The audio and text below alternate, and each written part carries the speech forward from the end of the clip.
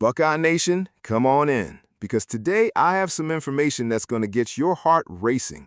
We're just a few days away from the start of Ohio State's 2026 season, and there's something happening at practice in Columbus that nobody is talking about with the clarity you deserve. There's one specific player, one name, who seemingly came out of nowhere during the preseason scrimmages and is sending a very clear message to the entire Buckeye program. A young player who was thrown into the fire last year, survived, and now he's back with a completely different kind of hunger. But the most impressive part isn't just what he's done, it's what he promises to do this season. Stay with me, because you're going to want to know every detail about this.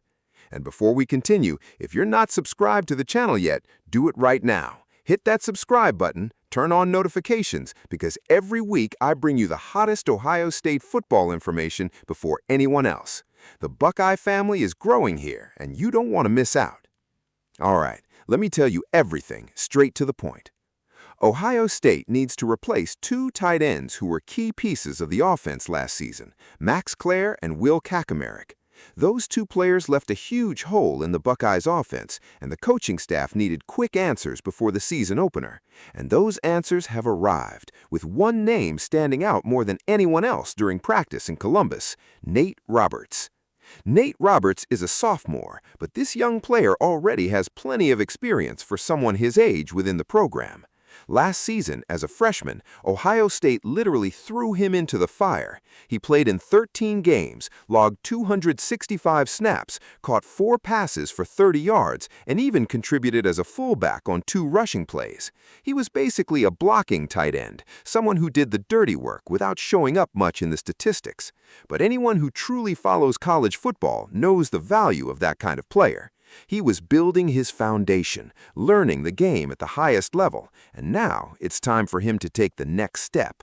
And according to everything coming out of practice in Columbus, Nate Roberts' next step is going to be a huge one.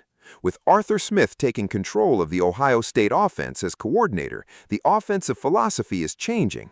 Smith is known for using the tight end in a much more complete way, both as a blocker and as a receiving option. That means Roberts, who until now has been primarily viewed as a blocker, could have a much bigger role in the passing game in 2026.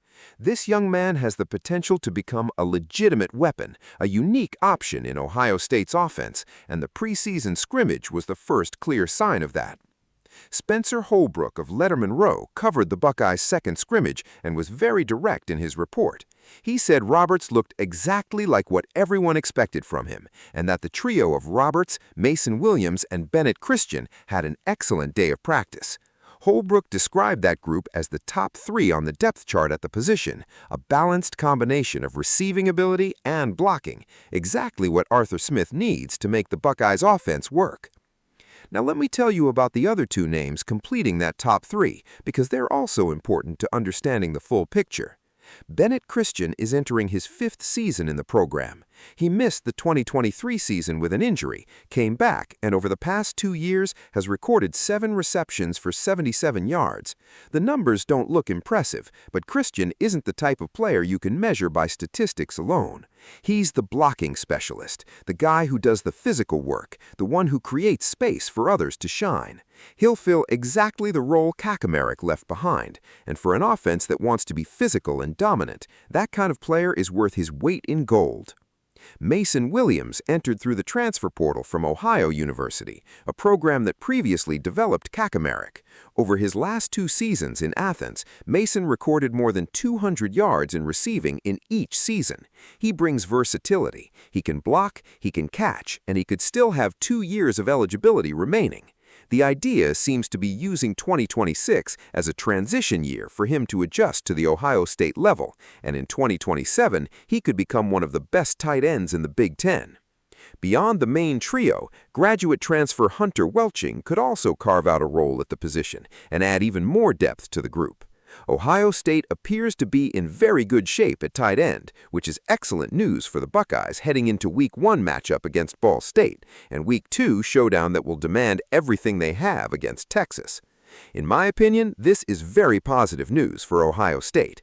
Having clarity on the depth chart before the start of the season is crucial, and Nate Roberts specifically really impresses me because his path during his first year already showed that he's an athlete who competes and doesn't shy away from hard work.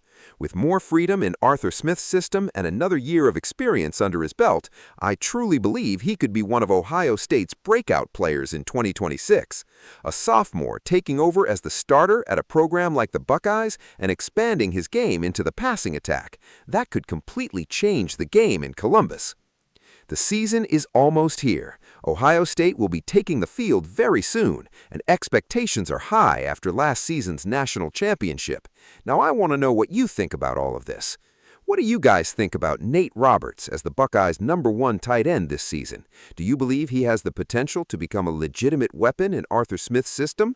Drop your opinion in the comments, because I read everything here. The discussion happens right here on the channel, and Buckeye Nation knows how to talk football better than anyone.